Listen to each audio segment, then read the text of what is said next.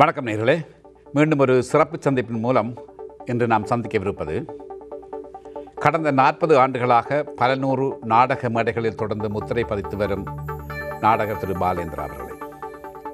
சூறாவளியாக மேடைகளில் சுழன்று வரும் அவர் தனது நாடக அமைப்பை மட்டும் அவைக்காற்று கலைக்கழகம் என்று அழைக்கின்றார். அவையடக்கத்தோடு ஒரு பொறியியலாளர், பன்முக கலைஞர், லண்டன் இங்கிலாந்தில் தனது துணைவி ஆனந்தராணியுடன் இளைஞர்களே எமது எதிர்காலம் என்று நித்திய நாடக ஊழியத்தில் இருந்த அவரை கனடாவுக்கு வந்த வேளை உங்களுக்காக சந்திக்கின்றோம்.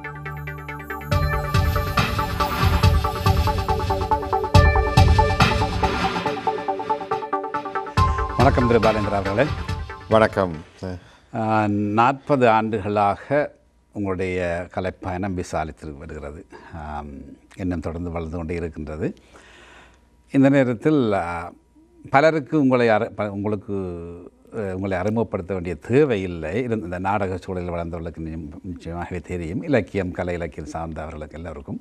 ஆனாலும் இந்த இளைய தலைமுறைக்கு நீங்கள் எங்கேயோ போய்விட்டீர்கள், ஒரு தூரத்தையே தெரிகிற ஒரு புள்ளியாகத்தான் நீங்கள் இருக்கிறீர்கள். அதாவது உங்களோட பயணத்தை அவர்கள் அந்த வேகத்தோடு தொடர முடியாது. அந்த வகையில் நீங்கள் ஒரு தடயத்தை விட்டு போயிருக்கிறீர்கள் அவர்களுக்காக ஒரு அறிமுகம் உங்களை பற்றி சொல்லியாக வேணும். நீங்கள் பிறந்த சூழல் ஒரு நாடக பாரம்பரியத்தை கொண்ட சூழல் இருந்தாலும் நீங்கள் இந்த நாடக பிரவேசத்துக்கு வருவதற்கு முன்னர் உங்களுக்கு வழக்கமாக ஆடல், பாடல், சித்திரம், கலை, அநேக கலைகள் ஈடுபட்டவர் எல்லோருக்கும் இருக்கின்ற ஒரு விடயம் அந்த பில்டப். நீங்கள் அந்த ஒரு கலைக்குள் பிரவேசிப்பதற்கான ஒரு புஷ், ஒரு உந்துதல் ஒன்று இங்கு வந்துருக்கு. சில வழியில் ஹெட் மாஸ்டராக இருக்கலாம், சில வழியில் உங்களோட தாய் தகப்பனாக இருக்கலாம், அல்லது நண்பர்களாக இருக்கலாம். இப்படி ஒரு சுவாரஸ்யமான கதை ஒவ்வொருவருடைய ஆரம்பத்தை பின்னணியும் இருக்கும். அப்படியான வகையில் உங்களுக்கு ஏதாவது இருக்கிறதா?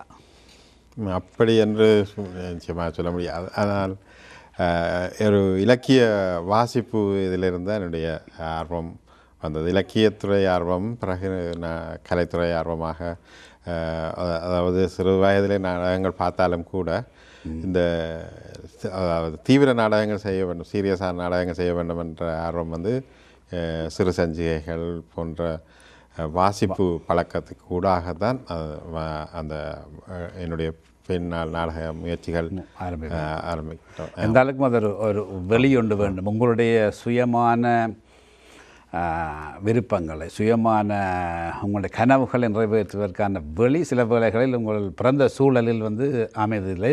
பொருளாதாரம் காரணமாக இருக்கலாம், அல்லது வீட்டு சூழல் காரணமாக இருக்கலாம். அதான் நீங்கள் மொரட்டோ பல்கலைக்கழகத்துக்கு போன பின்னர் தான் உங்களுக்கு அந்த வெளியும் அந்த சுயாதீனமான சிந்தனையும் ஏனையவர்களை பார்த்து பேசுகின்ற, பிறமொழி நாடகங்களை பார்க்கின்ற அனுபவங்களும் அங்கே தான் கிடைக்கிறது. அதன் பின்னரான தான் உங்களுடைய கலைப்பயணம் தீவிரமடைகிறது நினைக்கிறேன் இந்த நாடகம் சொன்னது. அந்த வகையில் அந்த முதலாவதாக நீங்கள் பார்த்த இன்னும் மனதில் நிற்கக்கூடிய ஒரு நாடகம் என்று சொன்னால் அது தமிழ் நாடகமாக இருந்ததா அல்லது வேற்றுமொழி நாடகமா? ஆமாம், நான் சின்ன வயதில் எனக்கு கூட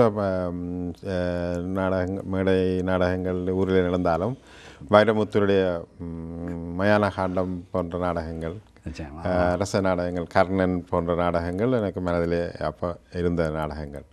அவையெல்லாம் ஒரு மரபு சார்ந்த அந்த நாடகங்கள் தான். நவீன நாடகங்கள் என்று சொல்லி கொழும்புக்கு வந்த பிறகுதான் ஆங்கில மொழி நாடகம், சிங்கள மொழி நாடகங்களை பார்த்த ஒரு அனுபவம். இதே மாதிரி ஏன் நாங்கள் செய்யக்கூடாது என்ற ஒரு உந்துதலுக்கு இது காரணமாக இருந்தது. என்னத்தில் பிஹெச்டி செய்ய போறீங்கள்? மெட்டீரியல் சயின்ஸோ நார்மல் ஃபிலோசஃபி? இந்த அம்மா அப்பாவுக்கு நான் எல்லா பாடத்திலையும் டாக்டரேட் எடுக்கிறது தான் விருப்பம். இப்படி ஷார்ட் டைம்ல பாசிபிள் என்று நீங்கள் நினைச்சால் எல்லா பாடத்திலையும் பிஹெச்டி டாக்டரேட்? நீ ஒரு சரியான பிரயாசி, வெரி கரேஜஸ் யங் லேடி. யாழ்ப்பாணத்தில் வைரமுத்துவோ அல்லது கலையாசரலிங்கமோ போன்றவருடைய நாடகங்கள் மரபு வழி சார்ந்ததாக இருந்தாலும், நாட்டுக்கூத்து பாரம்பரியத்திலிருந்து வந்திருந்தாலும் அவர்களுக்கான ஒரு ஆடியன்ஸ் என்று சொல்லப்படுற அந்த பார்வையாளர்கள் ஒரு வித்தியாசமான ஒரு வெகுஜனம் சார்ந்த என்று சொல்லலாம். ஆனால் நீங்கள் கொழும்புக்கு போன பிறகு உங்களுடைய புதிய நவீன நாடகங்களை பார்த்து அதை ரசித்து அந்த அனுபவங்கள் ஒரு வித்தியாசமான அனுபவங்கள், வித்தியாசமான மட்டத்தில், தளத்தில் தான் அது வெற்றி பெறும் நான் நினைக்கிறேன். அந்த வகையில் கொழும்பு போன உடனே உங்களுக்கு அப்படியான ஒரு ஆடியன்ஸ் கிடைத்தது உடனே, அல்லது நீங்கள் உங்களுடைய பல்கலைக்கழக மாணவர்கள்? பல்கலைக்கழக மாணவர்களை கொண்டு தான் ஆரம்பத்தில் இது ஒரு பெரிய போராட்டமாக தான் இருந்தது. நாங்கள் முதல் ஏணிப்படிகள் நாடகம் தயாரித்த பொழுது இது ஒரு நாடகமா என்ற கேள்வி கூட இருந்தது. அது எப்படி இது ஒரு குறியீட்டு நாடகம், அதுக்கு பாவித்த உத்திகள் அதெல்லாம் இது அது ஒரு நாடகமாகவே சில பேர் பார்க்கவில்லை. அந்த தொடக்கத்தில் அதுக்கு எதிர்ப்பு கூட இருந்தது எங்களோட மாணவ சமூகத்துக்கிடையே கூட. இது என்ன பரிச்சாத்த நாடகம் இது அப்படி அந்த மாதிரி. ஆனால் அது மேடையேறிய பிறகு அதுக்கு கிடைத்த வரவேற்பும் அதை மக்கள் புரிந்து கொண்ட விதமும், கொழும்பில் நாங்கள் ஒரு கட்டுப்பத்தை மாணவர்கள் கலைவிழா என்று சொல்லி நடத்துவதுண்டு. நிறைய பார்வையாளர்கள் வருவார்கள். அது ஒரு முழு நாள் நிகழ்ச்சியாக காலையில் கருத்தரங்கு, கவியரங்கு, பிறகு கலை நிகழ்ச்சி என்று நடைபெறும். அப்படியான ஒரு சூழலில் தான் இந்த நாடகம் மேடையேற்றப்பட்டது. அதுக்கு கிடைத்த வரவேற்பு தான் அது எனக்கு ஒரு உந்துதலாக இருந்தது. திரும்பி இதே மாதிரியான முயற்சிகளை கையாள வேண்டும் என்ற. இப்போ இதை மாதிரி முயற்சிகள் கொழும்பில் நடந்தாலும் நாடு தழுவிய ரீதியில் இந்த இப்படியான முயற்சிகளை அறிமுகப்படுத்துவதற்கு ஊடகங்கள் அல்லது விமர்சகர்கள் போன்ற ஒரு இன்னொரு மீடியம் தேவைப்பட்டிருக்கும் உங்களுக்கு. அப்படியான இப்போ நீங்கள் சொன்னீங்க மாணவர்கள் பலருக்கு இது விளங்க இல்லை, அதால் இது போல் இருந்தேன். அப்படி விமர்சகர்கள் யாராவது உங்களுடைய நாடகங்களை உங்களுக்கு அடுத்த கட்டத்துக்கு கொண்டு போகக்கூடிய ஒரு திறமை உங்களிடம் இருக்கிற மாதிரி விமர்சகர்கள் யாராவது? அதுக்கு நல்ல விமர்சனங்கள் வந்தன அந்த நாடகத்துக்கு. அதை தொடர்ந்தும் கலைவிழா நாடகங்கள் நாங்கள் சீரியஸான நாடகங்கள் செய்கின்ற பொழுதும் அதுக்கான ஆதரவும் விமர்சனங்களும் ஒரு காரணம். பத்திரிகைகள் எங்களுக்கு நிறைய ஆதரவு கொடுத்தன. இலங்கையில், அதாவது இப்போ தமிழ்நாட்டை பொறுத்தவரையில் இப்போ கூட ஒரு தீவிர நாடக சூழலுக்கு, தீவிர நாடக முயற்சிகளுக்கு ஒரு பகுஜன பத்திரிகையில் ஒரு கொலம் நியூஸ் கூட போட மாட்டார்கள் இப்பொழுதும் கூட. ஆனால் அந்த நேரம் எங்களுக்கு பத்திரிகைகள் நல்ல ஒரு முழு பக்க விமர்சனம் கூட எழுதக்கூடிய சூழல் இருந்தது இலங்கையில். அதுவும் ஒரு நேஷனல் டெய்லிஸில் வர்ற அந்த குறிப்புகள் வெகு ஒரு பரந்த வாசகர் கூட்டத்தை சேரக்கூடிய ஒரு சாத்தியம் இருக்கிறது.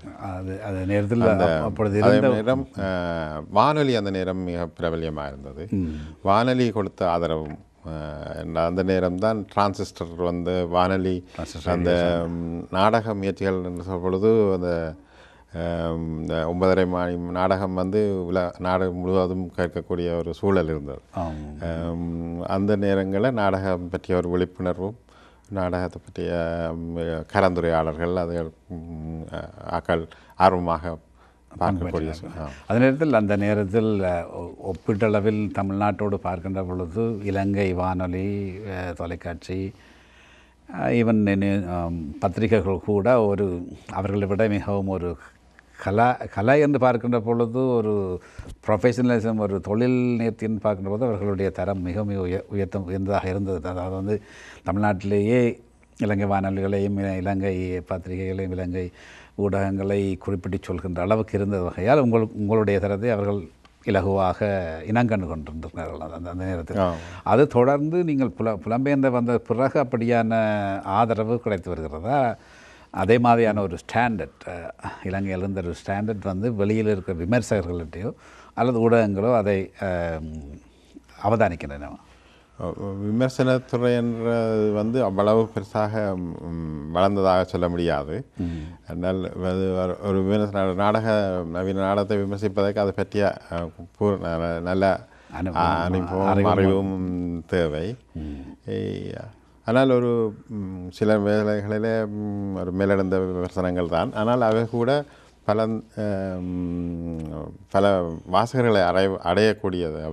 இப்போவும் கூட நாங்கள் புலம்பெயர்ந்த நாட்டில் இருந்தாலும் கூட இலங்கை பத்திரிகைகளில் தான் எங்களுடைய விமர்சனங்கள் வெளிவரக்கூடிய சூழல் இருக்கிறது. வீரகேசரி, தினக்குரல் போன்ற பத்திரிகைகளில் தான் நீண்ட பெரிய. ஆமாம், அவர்களுக்கு இருக்கின்ற ஆர்வம், அவர்களுக்கு இருக்கின்ற அங்கே இருக்கிற லிமிட்டட் கன்ஸ்ட்ரைன்ஸ், அதாவது அங்கே எல்லாவற்றையும் அதாவது ஃப்ரீயாக இலகுவாக பப்ளிஷ் பண்ண முடியாத ஒரு கட்டத்திலும் கூட அவர்கள் இதுகளுக்கான தளங்களை கொடுக்கின்றார்கள். ஆனால் வெளிநாடுகளில் அப்படியான ஒரு ஆதரவு லண்டனை பொறுத்தவரையில் பத்திரிகை என்ற குறைவு இலவச பத்திரிகை புதினம் அப்படியான இதுவர்களுடைய ஆதரவு இருக்கிறது.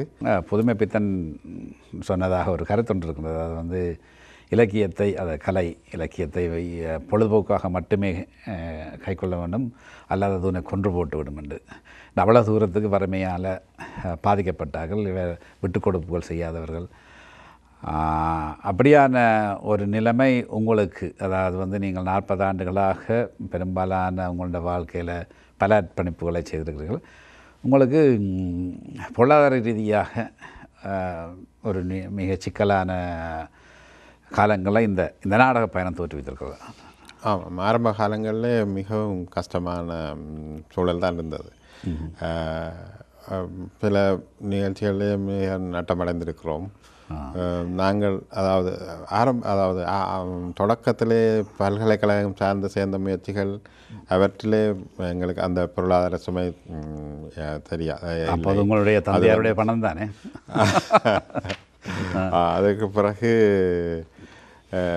சில முயற்சிகளில் நட்டங்கள், அதனால் ஒன்றிலே நட்டம்னா பிறகு அதுக்கு அடுத்த நிகழ்ச்சியில் அதுக்கு விளம்பரங்கள் சேகரித்தோ அல்லது அப்படி வியாபார ஸ்தாபனங்களோட ஆதரவுகளோடு தான் சில வெளியேற்றங்களை செய்ய வேண்டியிருந்தது. ஆனால் நாங்கள் பெரிய அமைப்புகள் அந்த ஆதரவுகள் அப்படியே ஒன்றும் இல்லை. தொடர்ந்து தமிழ் ரசிகர்களுடைய ஆதரவோடு தான் இந்த நாடக இயக்கம் தொடர்ந்து பணியாற்றி வருகிறது. கணிதம் என்பது ஒரு நவீன வகை விஞ்ஞான வகையை சார்ந்தது. அது ஒரு விஞ்ஞானம் என்பதை விட ஒரு மார்க்கம் என்று கூட அழைக்கலாம், ஒரு தீர்வு அல்லது வழிமுறை ஆகும். It is also a therapy. என்ன முடிச்சிட்டீங்களோ? ஓம் ஓம் ஓம் நான் தேடினதை கண்டுபிடிச்சிட்டேன். கரைச்ச கொடுக்காதங்கோ, கெதியா கிச்சனுக்கு போங்கோ. ப்ரொஃபசர் நான் போறேன், மன்னிச்சு கொள்ளுங்கோ ப்ரொஃபசர். இதுக்கும் கொஞ்சம் கவனமா இருங்கோ, ஆகிலும் பெறப்படியாதேங்கோ. ஏன் என்னத்துக்கு கவலைப்படுறீங்க? ஓ, நீங்கள் எப்பவும் இப்படித்தான் சொல்லுவீர்கள். பிறகு இங்க நான் வயசு வந்த மனுஷன் தானே அப்பா, நான் என்ன சின்ன பாபாவா? போதும் போதும், இல்லாததுக்கெல்லாம் கவலைப்பட தேவையில்லை. ப்ரொஃபசர் போதும் போதும், தயவு செய்து இந்த பிள்ளைக்கு மெட்சில மட்டும் தொடங்காதேங்கோ. பிறகு தெரியும் தானே பிரச்சனை. நீங்கள் வீணா மினக்கறதும் உடம்ப கெடுத்து கொள்றதும் தான் மிச்சம். நான் என்ன செய்யறேன்னு எனக்கு தெரியும், நீர் எனக்கு அறிவுரை சொல்ல தேவையில்லை. ஓகே, பிறகு நான் உங்களை எச்சரிக்கையில் என்று பிறகு நீங்கள் என்ன குறை சொல்லப்படாது, சரியோ? இந்த நேரத்தில் உங்களுடைய துணைவியார் ஆனந்தராணி மிகவும் ஒரு கலை இலக்கியத்தில் ஈடுபட்டு வருகின்றவர். அவர் ஒரு நாட்டிய கலை பயின்றவர். அதன் கலை இலக்கிய உணர்வுகளை நீங்கள் பிரதிபலிக்கின்ற வகையில் பிரதிபலிக்கின்றவர். அந்த வகையில் உங்களுக்கு மிகவும் ஒரு மானசீக ஆதரவு, அது நேரத்தில் பலருக்கு கிடைக்காதது போன்ற ஒரு துணை. அதாவது இந்த மிகவும் பொருளாதார கஷ்டங்கள் வருகின்ற பொழுது உங்களுடைய துணைவியார் வந்து இந்த கலை இலக்கியத்தில் ஈடுபடாதவர் இருந்தால் நிச்சயமாக இதை தூக்கி எறிஞ்சு போட்டு வேறு வேலை பாருங்கொண்டு சொல்கின்ற ஒரு நிலைமையாக தான் வழக்கமான குடும்பங்கள் இருக்கின்றது. அந்த வகையில் அவருடைய துணை வந்து தான் உங்களுடைய நாடக பயணத்துக்கு நிச்சயமாக ஒரு வலுவூட்டிய அவர் ஊட்டி கொண்டு வருகின்ற ஒருவராக இருக்கின்றது. அந்த வகையில் நீங்கள் இந்த பொருளாதார கஷ்டங்கள் வருகின்ற போதெல்லாம் சமாளித்து போனபடியால் தான் நீங்கள் அடுத்த கட்டத்துக்கு போயிருக்கிறீர்கள். அவருடைய கலைப்பயணம் வந்து அவரை நீங்கள் சந்தித்தது இல்லை, அது நான் அதை எம்பசைஸ் பண்ண தேவையில்லை. ஆனால் அது வந்து உங்களுக்கு உங்களுடைய சிந்தனையை வந்து ஒரு லிமிட்ஸ் பிளாக்ஸ் போடாமல் இருக்கிறதுக்கு ஒரு ஃப்ரீயாக வீட்டிலும் இருக்க வேண்டும். அதாவது அந்த ஒரு விடயத்தில் ஆனந்தராணியுடைய பங்கு எவ்வளோ தூரத்துக்கு இருக்கின்றது? அது ஒரு பெரிய பங்கு உண்மையில். நிச்சயமாக நாடக தேர்வுகளில் கூட ஆரம்ப காலங்களில் பெண் நடிகைகளை எடுப்பது ஒரு பெரிய பிரச்சனை எழுபதுகளில். அது ஆனால் நான் பெண் நடிகைகள் இல்லை என்று சொல்லி ஒரு பிரதியை ஒதுக்கியது கிடையாது. அதாவது அது பெண் நடிகை இல்லாமலே பிரதிகளை ஆக்குவார்கள், பெண் பாத்திரங்கள். ஆனால் எங்களுக்கு ஒரு வேறு மனத்தளங்களில் இயங்கக்கூடிய பெண் பாத்திரங்கள் முக்கியமான பெண் பாத்திரங்களை கொண்ட நாடகங்களை நான் தயாரித்திருக்கிறேன். அதாவது மலை, கண்ணாடி வார்ப்புகள் போன்ற ஒரு பால வீடு போன்ற நாடகங்களில் பெண்கள் தான் முக்கியமான பாத்திரங்கள். அதில் முக்கியமாக அதில் ஆனந்தராணியுடைய பங்கு அதாவது நடிப்பு வகையிலையும் தொடர்ந்து தற்போது புலம்பெயர் சூழலிலே இந்த சிறுவர் நாடகங்களுடைய தயாரிப்பில் ஆனந்தராணியோட பங்கு மிக முக்கியம். அந்த நடன அமைப்புகள் மற்றது பிள்ளைகளோட வேலை செய்கின்ற பொழுது அவர்களோட கண்டிப்பு அந்த அந்த டிசிப்ளின் அதெல்லாம் வந்து தான் கூடிய அளவில் பார்த்துக்கொள்வது. இப்போவும் நீங்கள் ஏற்கனவே அனுபவித்தது போல, அதாவது பெண் பாத்திரங்கள் எடுப்பதில் இப்பொழுதும் சிரமங்கள் இருக்கிறதா? அது இப்போவும் வந்து இந்த தொடர்ந்த ஈடுபாடு இல்லை. இப்போ ஆனந்தராணி நாங்கள் சேர்ந்து வேலை செய்கிறபடியாக நாங்கள் தொடர்ந்து அந்த பயணத்தில் ஈடுபட்டிருக்கின்றார். சில பேர் ஒரு காலத்திற்கு இருப்பார்கள், பிறகு மறைந்து விடுவார். அதாவது தொடர்ந்து ஈடுபாடுறது குறைவு. அது தன்னார்வ தொண்டர்களாக இருக்கின்ற பொழுது அந்த பிரச்சனை இருக்க பெரிய ஆண்களுக்கு கூட தொடர்ந்து ஒரு இதில் இந்த பயணத்தில் அர்ப்பணிப்போடு ஈடுபடுறதுன்றது ஒரு சவால் தான். அந்த வகையில் பெண்களுக்கு இன்னும் வேறு அதாவது குடும்ப நெருக்கடிகள் சூழல்கள் அதை பொறுத்து அவர்கள் தொடர்ந்து ஈடுபடாத சூழல் இப்போவும் இருக்கிறது. அந்த பிரச்சனை பெண் பாத்திரங்களே. ஆனால் எங்களுக்கு அநேகமான நாடகங்களில் பெண் பாத்திரங்கள் வெற்றிகரமாக அமைந்திருக்கின்றன. பிறகு நிர்மலா நித்யானந்தன் கண்ணாடி பார்ப்புகளில் பங்கு பெற்றியதிலிருந்து பிறகு வேறு பெண்களும் கூட ஒரு பாலை வீட்டில் முழுக்க பெண்களே நடித்த ஒரு தயாரிப்பது. இப்பொழுது ஏற்கனவே திரும்பியும் அந்த யாழ்ப்பாண கிராமிய சூழல்கள் நடந்த நாடகங்கள் வந்து ஒரு ஆல் நைட், ஒரு இரவு பூராக நடக்கிற நாடகங்களாகவும் இசைக்கு முக்கியத்துவம் கொடுத்து பார்வையாளருடைய கவனத்தை அந்த டீட்டெயில்ஸுக்கு திருப்பாமலுக்கு அவர்கள் அதை கொண்டு வெற்றிகரமாக நடத்தி வந்திருக்கின்றார்கள். ஆனால் உங்களுடைய நவீன நாடகங்களில் உத்திகளை பாவித்து நீங்கள் அந்த நேர காலத்தை சுருக்கி உங்களுக்கு தேவையான அளவுக்கு டெய்லர் பண்ணியிருக்கீங்க. ஆனால் நீங்கள் ஏற்கனவே சொன்னது போல் வளங்களை வைத்துக்கொண்டு நீங்கள் நாடகங்களை உருவாக்கவில்லை. நாடகத்தை உருவாக்கிய பின்னர் வளங்களை தேடி போயிருக்கிறீர்கள். ஆனால் சிலர் வளங்களை வைத்துக்கொண்டு தான் அதுக்கு தக்கன மாதிரி நாடகங்களை உருவாக்குவார்கள். இப்போ உங்களுக்கு நிறைய சவால்கள் வந்திருக்கும். இப்படியான விடயங்களில் வந்து நேரம் என்றது சுருக்கப்படுவது வந்து மற்றது பார்வையாளருடைய டெஸ்டிங் த இன்டெலிஜென்ஸ்ன்னு சொல்லுவார்கள். ஒரு பிகாசோனுடைய ஓவியத்தை பார்க்குறதுக்கும் இன்னொரு ஓவியத்தை பார்க்குறதுக்கும் வித்தியாசம் இருக்கிறது. அது வந்து பார்வையாளரை நீங்கள் ஒரு உயர்ந்த தளத்தில் வைத்து தான் நீங்கள் உங்கள் நாடகங்களை போடுவீர்கள். இந்த உத்திகள் வந்து நீங்கள் உங்களுடைய ஒரு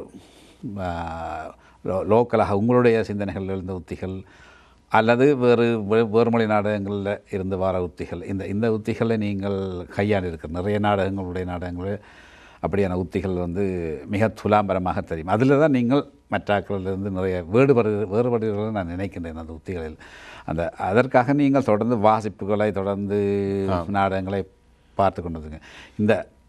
இந்த கிராமிய சூழலிலிருந்து வர நாடகங்களில் நீங்கள் அந்த உத்திகள் இருக்குன்னு நினைக்கிறீர்களா? அந்த உத்திகள் என்ற ரெண்டு வகை. இப்போ ஒன்று வந்து அடிப்படையான இடைக்கு தேவையான உடம்பெயர்ப்பை கையாள்வது, அந்த மாதிரியான உத்திகள், அந்த மேடை உத்திகள். அதை விட மற்றது ஒரு கதை சொல்ல வருகின்ற உத்திகள். அது வந்து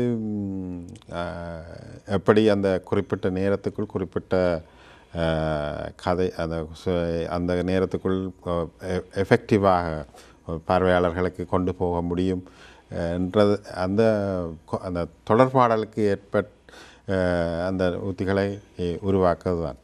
அது வந்து அனுபவத்திலும் வாசித்து அறிந்து கொண்டும் பார்த்து அந்த மாதிரி தான். அதாவது அந்தந்த நேரங்களில் அந்த பிரதியை கையாளுகின்ற பொழுது அதை எப்படி செய்தால் நன்றாக இருக்கும் என்று உருவாக்குவது தான். ஆனால் அதாவது உத்தி என்ற சொல் வந்து சில நேரங்களில் தவறாக பயன்படுது. உத்திகள் தான் மேலோங்கி நிற்கிறன்றது வந்து இப்போ ஒரு பிழையான அந்த பார்வை. அது வந்து நாடகத்துடைய கரு எப்படி ஆக்களுக்கு மக்களுக்கு கொண்டு செல்லப்படுவதற்கு கையாளப்படுவது தான் உத்தி. அது வந்து பின்னணியில் தான் இருக்க வேண்டும். அது மேலே அது முன்னுரிமை கொடுக்க முடியாது. ஆமாம், அந்த பிரதியும் அந்த கருத்தும் அதை கொண்டு செல்ல வேண்டிய தேவையும் தான் முக்கியமான விஷயம். அதை கையாளுவதற்கு தான் அந்த உத்திகளை பயன்படுத்தும். ஆனால் இப்போ உங்களை பொறுத்தவரையில் நீங்கள் ஒரு 3 வித்தியாசமான ஃபேக்டர்ஸ் என்று சொல்வார்கள். ஒன்று வந்து உங்களுடைய நீங்கள் டிரெக்டர் என்ற வகையில், இன்னொரு பாத்திரம் என்ற வகையில், இந்த பார்வையாளர் என்ற வகையில், இந்த 3 பேருடைய மனநிலைகளும் வந்து ஒரு ரிதம், ஒரு நீங்கள் நேற்று அந்த இதை பாவித்தீர்கள், ஒரு இசைவோட ஒத்துசைவோடு போக வேண்டிய ஒரு தேவை இருக்கின்றது. அந்த அந்த அந்த அந்த அதை நான் சில பிழையான இதாக இருக்கலாம். நான் அந்த உத்தி என்ற ஒரு வகைத்தான் அதை கொண்டு வந்தேன். இப்போ அதுதான் நிச்சயமாக இப்போ உங்களுடைய பாத்திரங்களை தேர்ந்தெடுப்பதிலும் சரி, அல்லது எந்த பார்வையாளருக்கு நீங்கள் உங்கள் நாடகங்கள் போடுகின்ற வகையும் சரி, நீங்கள் அதில் மிக கவனமாக நேற்றைய கூட்டத்தில் சொல்லியிருந்தீர்கள். அது கொஞ்சம் நாடகம் வந்து ஒரு 2 வழி தொடர்பாடல். அதை நான் ஒவ்வொரு நாடக பிரதியும் ஒவ்வொரு மேடையேற்றின் போது புதிதாக இருக்கிறது என்று சொல்வேன். அப்போ அந்த நாடகம் அந்த நிகழ்ச்சி நடக்கின்ற பொழுது அந்த ஆடியன்ஸும் அதில் பங்கு பெற்றுறார்கள். இன்டரெக்ட் நேரடியாக பங்கு பெற்றதும் இருக்குது, ஃபோரம் தியேட்டர் மாதிரியான இடங்கள். ஆனால் இந்த பங்கு பெற்றல்ன்றது வந்து அந்த மாதிரி இந்த ஒரே அலைவரிசையிலே அந்த பார்வையாளரை கொண்டு வர வேண்டிய தேவை இருக்குது. அதற்கு அந்த ரிதம் என்று சொல்கிற அந்த காலப்பரிமாணம் என்று சொல்லலாம். அது இசையிலையும் சரி, எங்கே ஒரு இசை கச்சேரியில் அது சரியாக டியூன் வருகிற பொழுதுதான் அது பார்வையாளர்களுடைய ஒரு ஒருங்கு சேவை ஏற்படுத்தும். அந்த ஒருங்கு சேவை தான் நாங்கள் அந்த நேரம் அந்த ஒரு டெலிபதி மாதிரி, அது அந்த ஒரு உக்கிரமாக அந்த தொடர்பாடலுக்கு உதவுகிறது. அந்த ரிதமை வந்து நாங்கள் கண்டுபிடிக்கும். ஒவ்வொரு பிரதிக்கு அது வேறு மாதிரி இருக்கும், வேறு இதில் இருக்கும்.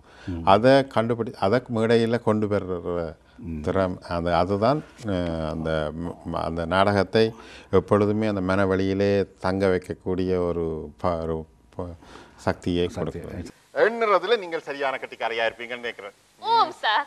1 2 3 சரியா என்ன தெரியுது. அப்ப எவ்வளவு வரைக்கும் பண்ணுவீர்? I can count up to infinity. அது impossible. அப்ப 16 வரைக்கும். அது வரைக்கும் காணும். எங்களுக்கு எங்களுடைய லிமிட்டேஷன்ஸ் தெரிய போகும். சரியோ? அப்ப எண்ணும் பாப்போம். 1 2 2க்கு பிறகு 3 4 நிப்பாட்டுங்க. இப்ப இதுல எது பெரிய நம்பர்? 3 4? 3 4. எது பெருசு? 3லயும் 4லயும் பெரிய நம்பர் எது? என்ன விதத்துல பெருசு சார்? இப்ப பாருங்க, சில நம்பர்ஸ் மற்ற நம்பர்ஸை விட சின்ன.